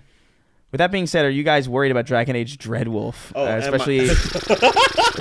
Especially when you consider BioWare's recent track record. I feel like if this game fails, it'll not only kill the franchise, but also the company. If this fails, they're done. I have no faith in them left because they're working on not only that, they're gonna reboot Mass Effect. They're continuing it. The one of the canon that we know what's canon 100% now because as you've known, Sweeney, they have multiple endings. You had to have known about that. So they have a canon now, and so I'm already like, oh Jesus Christ, I hope so. First, Dreadwolf will have to come out, and I'm just like, one thing that scared me is what was the company? I can't even remember their name anymore. Who were they working with? Their engine, the engine they were using. To make Frostbite, thank you. And I can't believe they learning about how they were doing with Frostbite. I can't believe they pulled Dragon Age out of their ass. They were like, I guess it was a fucking miracle that it actually functioned properly, because we saw how Andromeda turned out. That engine is not built for that at all. Not at all. Like Frostbite is clearly a first-person shooter engine. It's not built for a game like Dragon Age. There's so much shit going on this. And I guess they've had a deal. Cause they must have had a very long deal because they kept fucking working with them, and because they said how much of it was so hard to deal with Dragon Age Inquisition. And you saw Andromeda, and I'm like, I don't know what engine. I'm assuming I want to know as little as possible because I don't want to stress myself out. Look. And the fact that it's been fucking already 8 years since fucking Inquisition came out, I'm like, are you fucking kidding me? Yeah. Rockstar makes games like fucking in about this time. Like that's I expect Rockstar to have this length. Not fucking Dragon Age. That's happening a lot now, though. Like, I mean, fucking Rocksteady did Arkham Knight in 2015, and now they're just getting ready to release something else. Right. So, look, all I'm saying is this. That's true. And I know people that worked on that game, and good thing they delayed it. All I gotta say is very good thing they delayed that game. People would have been very sad because that game has a ton of potential, but it's just, thank God it got delayed. But Dragon Age is such a well-regarded, CRPG, like very classical RPG franchise, that if it doesn't come out well, it will die. They're making a show for it and everything. They're doing a lot of push for Dragon Age. It's been a dead franchise for a little bit, and I'm scared because Inquisition, though it was a good game, it was not the game any of us expected after playing a Dragon Age 1 or 2. So we'll see. I'm very scared. I actually just picked up. Katie was hounding me because Katie loves Dragon Age. She was like, "Oh yeah, I was going through the Steam Summer Sale or whatever. Not the Steam Summer Sale. It's obviously not summer, The Black Friday. but the Steam sale. There was like a Steam Black Friday, Cyber Monday sale or whatever. And Dragon Age Inquisition was like $7, and I was like, maybe I should get it if it's that cheap. It's a great game. As well, and she Venmo'd me the money. She was like, "Buy this," and I was like, "Fucking stupid." She sent me $7. And I was like, all right, I guess I have no excuse. So I have it now. I've been gifted games for that very reason, too. Yeah, like, you gotta play this. Lily sent me money to buy Animal Crossing, literally. She was like, hey, buy Animal Crossing. And I was like, I got you, bro. Like, shit that you normally wouldn't. That's $60, though. She didn't get... that's wild. It's more than $70. She cares. She's just like, buy this game, you have to get it. That's crazy. Yeah. But I do it, man. Dude, I also got to say that the theme for Dragon Age Inquisition is so good. So good. The music it's so good. So good. The game is really fun. I played it a lot when it first came out, and I went back to it, and there's a lot of elements in it that I really enjoy. And what I do like about the combat a lot is that they basically balanced it to a point where if you're a fan of the old school, and if you kind of like want to feel like you're doing more, I think they did a pretty decent job with it. Like, because some people criticize, because, Dragon Age's combat was basically similar to KOTOR, where you engage and you can go make a sandwich, essentially. Yeah. After you can especially leave. Especially two. You could get up and you could do renovations to your house and then come are you back. Sure? And I thought 2 was like button mashing, was like slashing and hack and slash. 2 was you actually had to but one was definitely more like stationary, like more like here and deal with enemy, because that was early BioWare. Yeah, but I don't know what I guess the people that didn't like Dragon Age Inquisition, I don't really know exactly what their gripe was. It 100%. I'll say this: I played a little bit of it on Xbox a long time ago, and I thought it was fine. I didn't. I don't know. Mean, if you weren't really into the story, because I feel like that's the most important thing about it. I'll give it another shot, but I remember that was a while ago as well. That was like what, 2014 or something? Yeah. The story was so captivating. That was what really gets, because it was never 100% about the gameplay. Just the story, amazing. The characters getting to know them, and then the cliffhanger, the second one, and then like finally the third one, another fucking cliffhanger, and that's why like all these years later, I'm like, bro, I am barely excited. The cliffhanger of 3 barely was so excited. Ridiculous. That was just like, because the cliffhanger of, there was no cliffhanger 1 and there was 2, and I was like, oh, okay. And then you play Origins and you're like, oh, it's this motherfucker. It's just like, it's this dude. I hate you. And, so it's I'm not gonna spoil anything for anybody. Well, yeah, it's been a long time, but I'm not gonna spoil anything for anybody. All I gotta say is that with the also be aware, the BioWare team that is going to be making that game is not the BioWare team. People have to understand. It's very this. different. BioWare people need to understand. Not that group anymore. That's not the KOTOR, Dragon Age 1 and 2 groups, Mass Effect 1, and Casey Hudson fucked off a long time ago, didn't he? Casey Hudson fucked off twice. Yeah, twice. There are very few studios in the AAA space that exist in the same capacity that they existed a long time ago. I think maybe, honestly, probably Crystal Dynamics and maybe like a handful of other Sony first parties are probably. Square Enix probably too, and Game Freak. Other than that, everyone else is gone. Everyone's migrating. Everyone's moved around. Everyone's gonna the Bungie today is not Bungie 2007. It's a very different place. BioWare's team all went into actual science fields. They're gone. They're gone. Let's breeze through some of these real quick since we're kind of at the end of the month. We might as well just get all these. Let's do it. That's a union question. I'm gay, Rodin. Intelligent enough to answer.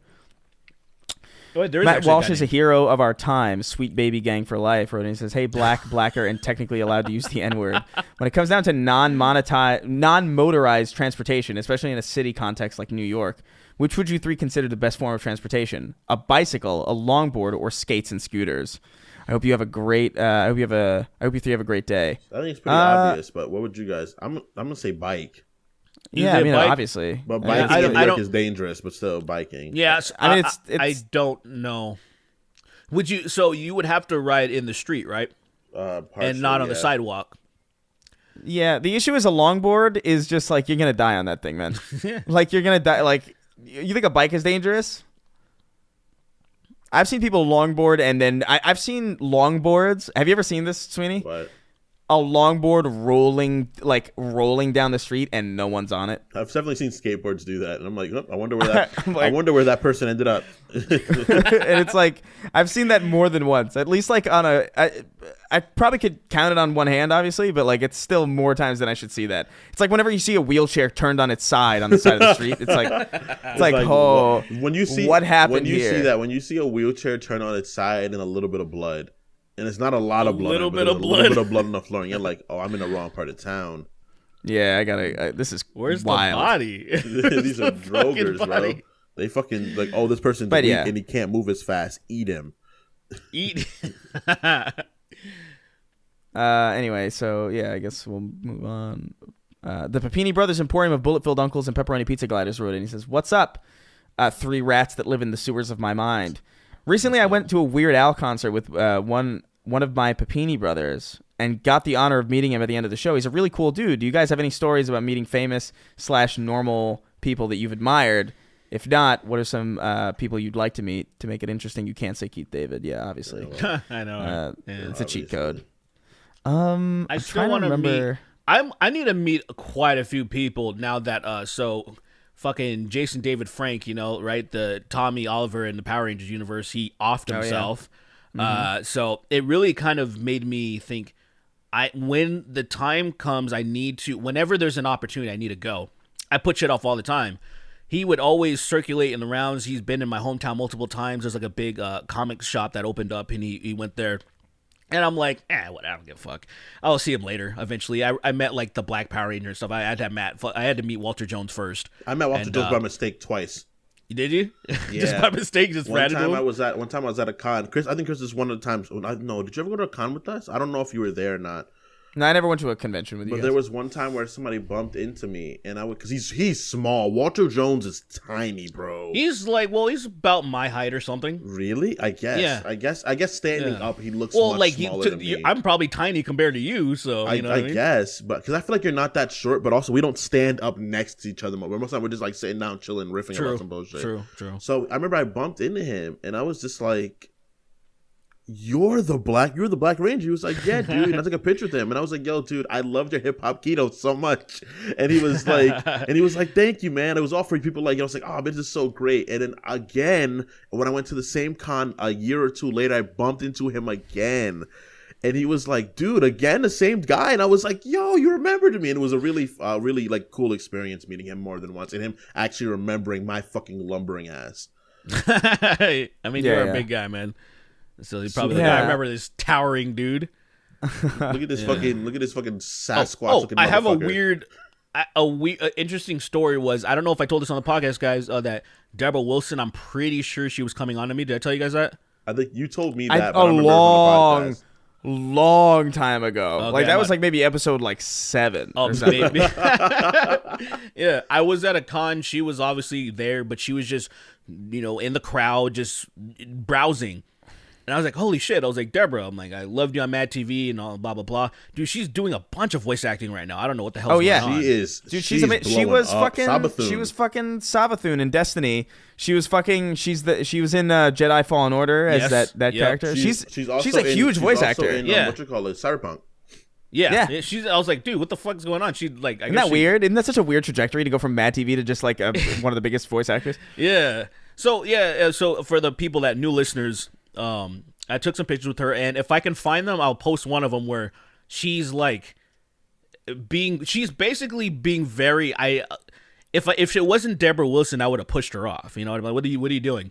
Because she was like touching me a lot and really complimenting me and saying stuff like she was putting her hand on my chest and being very like, you know, we took a picture and she's like squeezing on, and I'm like, what is now? Maybe that's just her nature. Maybe she's just that type of person.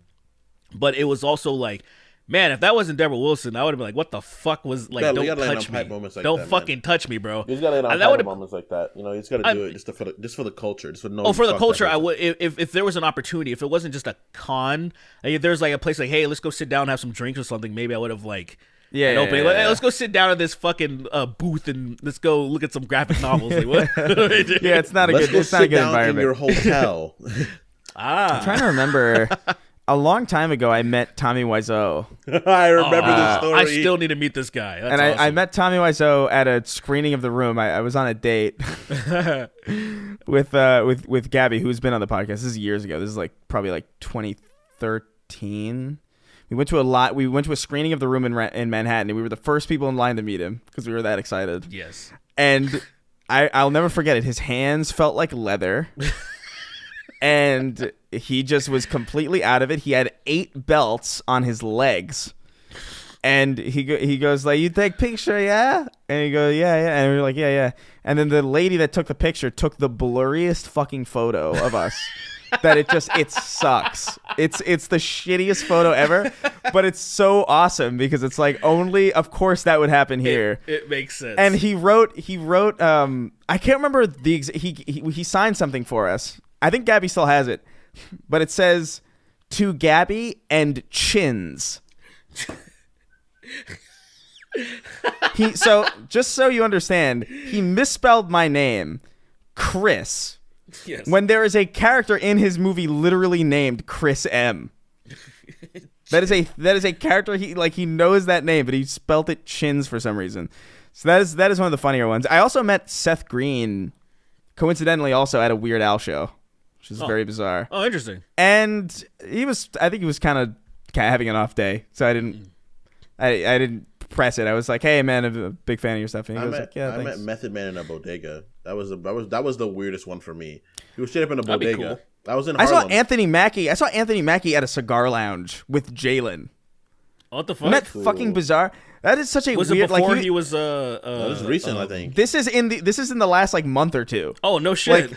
Like he was just chilling in the cigar lounge in downtown LA. I don't exactly remember where it is or what it's called. It's like a cigar club. You have to like have a membership to get in there. Mm-hmm. And Jalen had it, and he just invited us out, and we were just chilling, and we were like, "Is that?" No. Jalen said, "There's a falcon in here." And I go like, "What are you talking about?" Falcon in here. And then he goes like, "The falcon's back there," and I'm like, "What the fuck are you talking?" Because I totally forgot that was even a character in the. Like I knew Anthony Mackie was a superhero in the Avengers, but I forgot that his name was the Falcon because he's such a nothing kind of character, and I didn't see the Falcon. I mean, he just is, you know. Yeah. He's a great actor. I actually like him in everything that isn't MCU related. Pain and Gain, bro, so good in that movie. I love it. Yeah.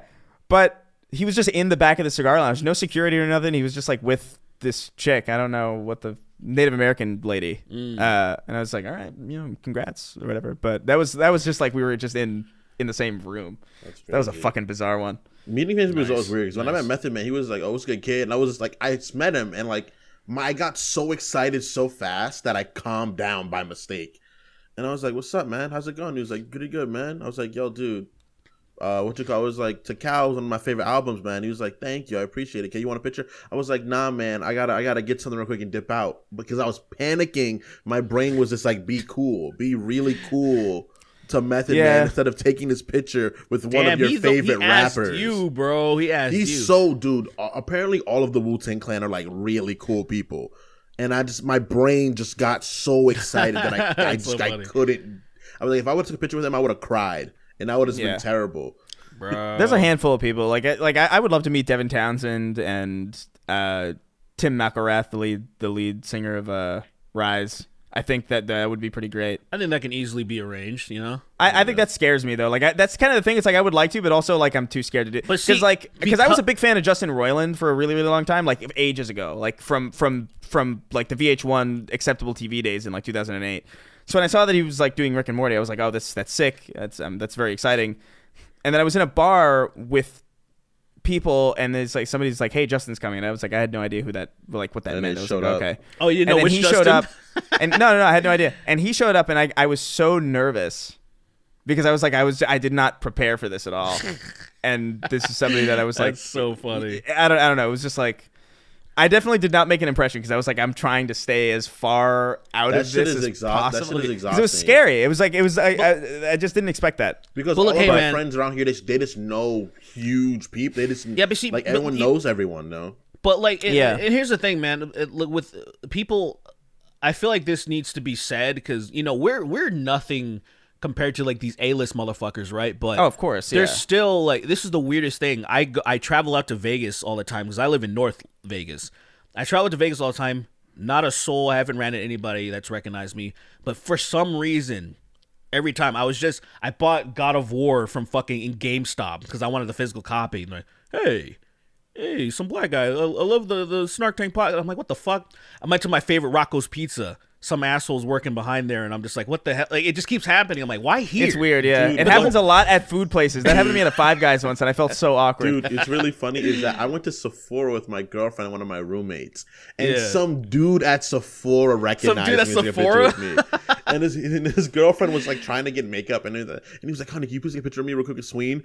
And he was like, dude, you're fucking, he was like some like little Hispanic dude. He was maybe like 5'3", and I'm like 6, I'm 6'3", and he's just like, yo, dude, you're fucking huge. You're so funny, man. I love your shit on the podcast, man. I was just like, thanks. And I went to Pasadena, and there was some guy like this like really like really nice tea place that sold like cold teas, and I met him there, and he was like, dude, you're so cool, and he gave me literally free meals, and I was so cool, and I gave him like a $20 tip, obviously, because I didn't want to be a fucking twat. I already prepared to spend that much money.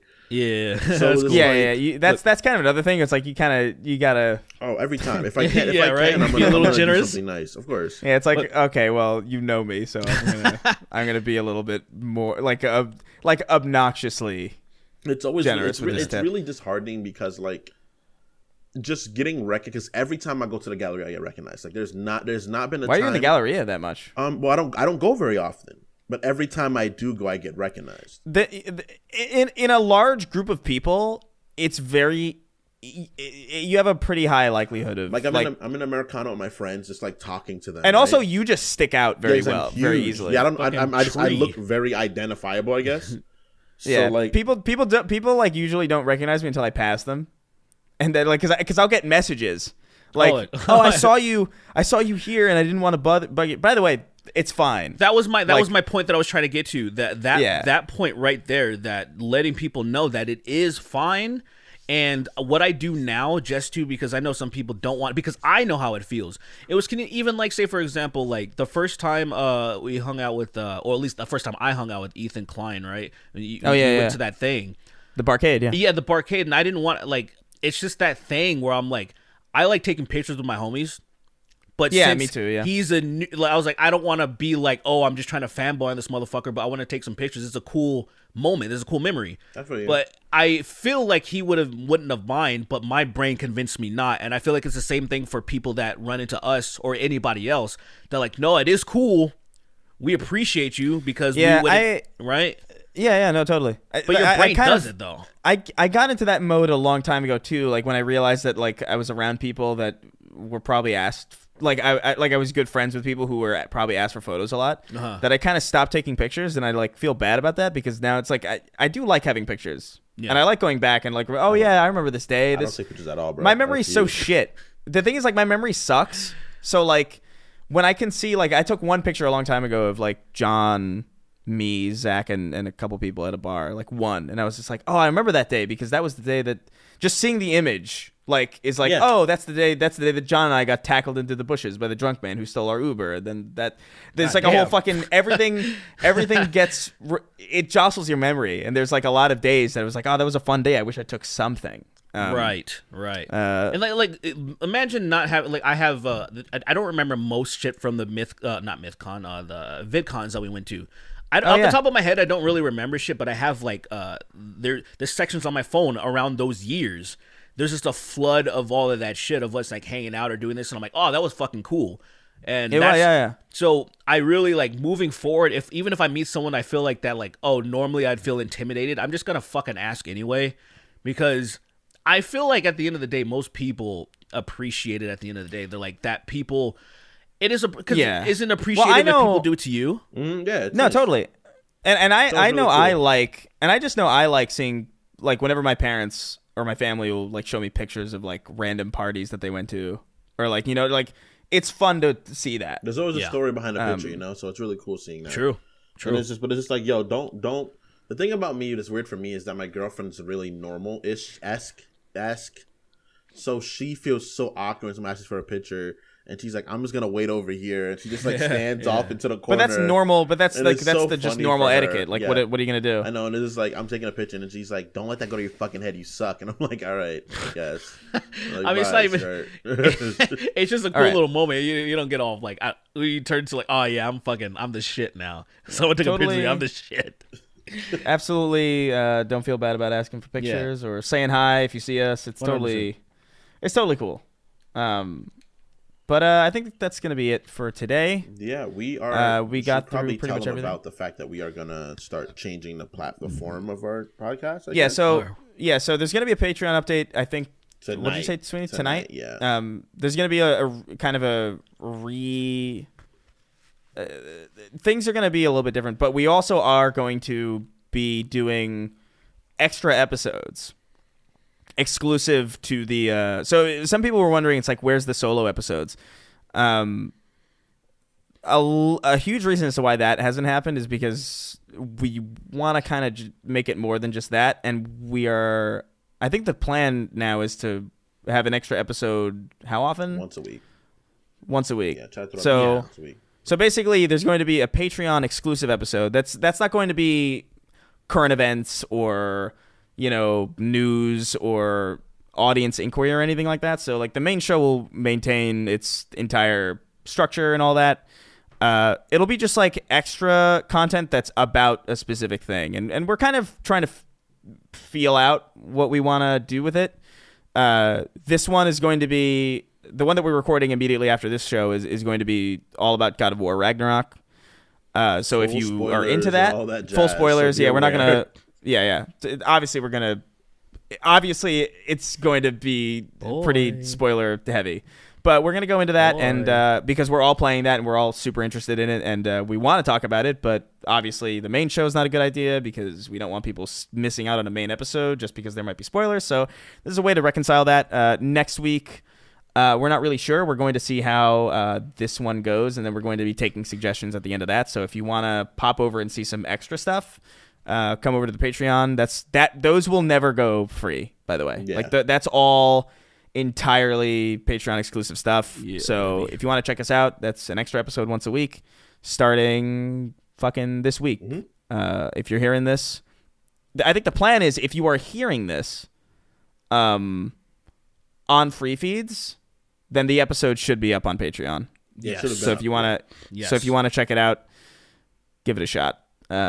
Obviously, because the Patreon tiers are still kind of not done yet, I'm not going to go over through the normal rigmarole, but if you like what you heard today, consider supporting us over at patreon.com/thesnarktank. There's a bunch of tiers and all sorts of stuff, and there'll be a lot of content for you in due time. So I will read the $25 and above tiers now. So count me down. 3, 2, 1.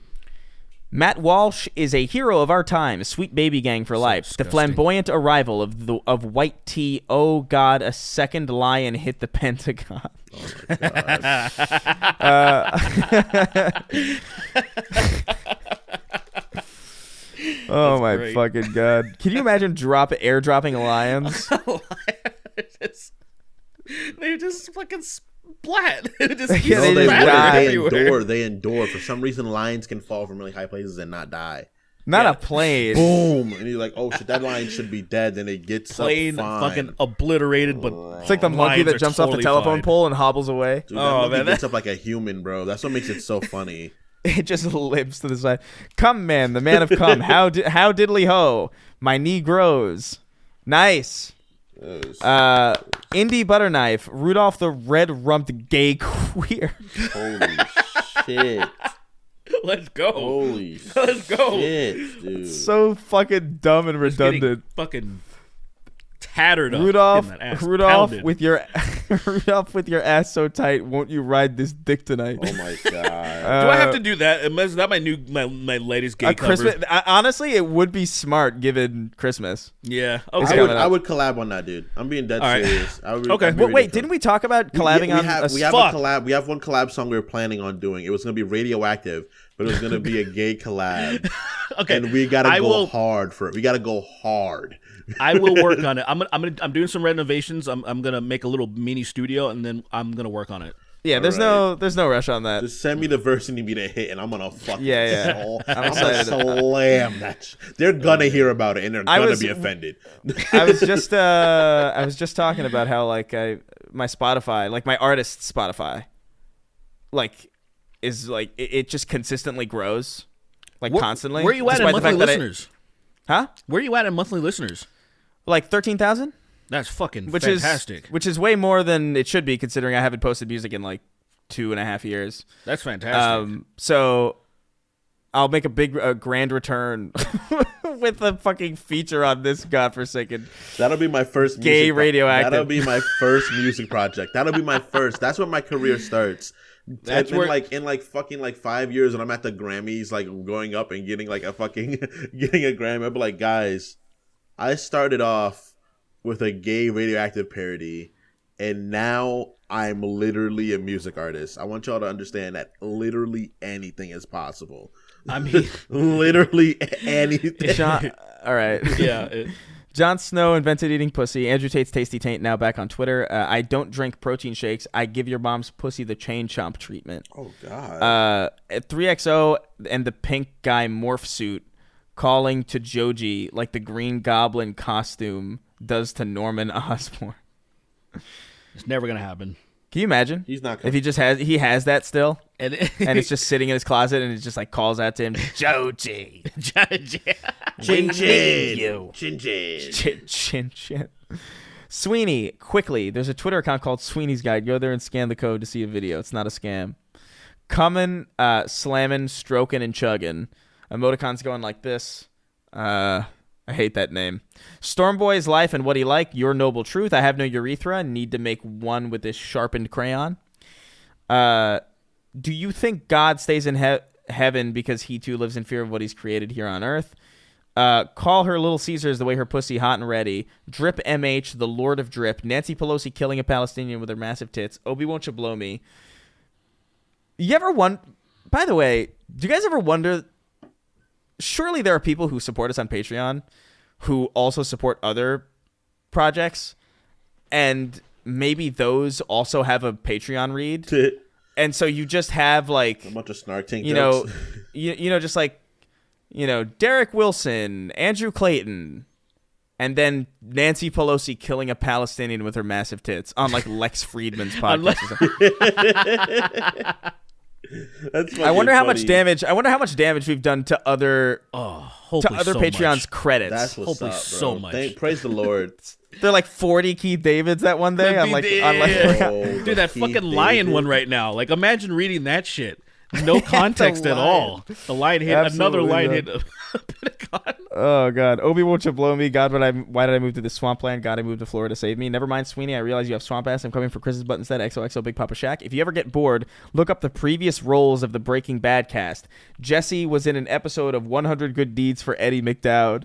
If that's real, that wouldn't surprise me necessarily, but I would love to see that if that's real. Binkus Stinkus, Lee Harvey Lyon waiting for Joe Biden to get into a convertible. Let's go. When you said that, I fucking couldn't believe that you said it. That shit blew my Fucking Lee mind. Harvey Lion. It just rolls off the tongue. Where? Where does that happen? Mitch McConnell's tortoiseshell. Off the wall. Okay, you said it right. Hi, I'm Mega Man X8 guy. No joke. Spider-Man 2099 is my favorite. I'm serious here. Avi. Welcome to Andrew Chase Kidnap Woman and Little Dick Emporium. Flash of Masculinity sold separately. Wage Slave 583. Pussy and Tim's. I feel gay. Fuck you. The Papini Brothers Emporium of Christmas. Special 2 uncles for 1 bullet. You got to put spaces in your fucking name, by the way. Hey, guys. I just got a new dog. Can everyone say hello to Zumba for me? Dog's not new at this point. Dog's not new. Sorry. Hey, Zumba.